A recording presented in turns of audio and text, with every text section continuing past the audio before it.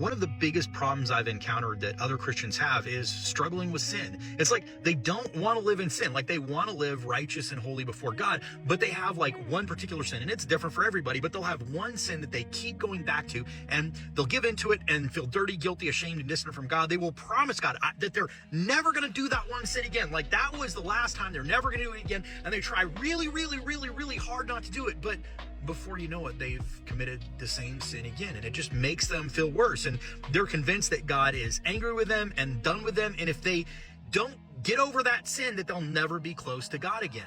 If that's you, I just want to encourage you. Your actions are not the problem. Your heart is.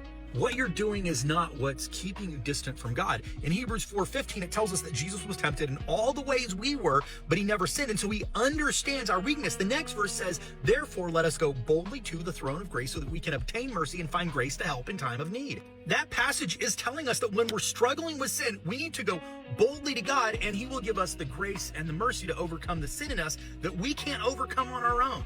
One of the most clear teachings in Scripture is that we don't have to clean ourselves up or change ourselves in order to get close to God, that we actually don't even have the ability to do that.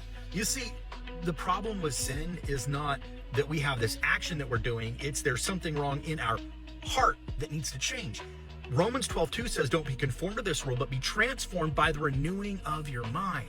Jesus said, out of the abundance of the heart, the mouth speaks. That means that what's going on in you, in your heart, is what's going to come out of your life. Philippians 2:12 and 13 says, work out your salvation with fear and trembling, for it is God who works in you, giving you the desire and the ability to do the things that please him.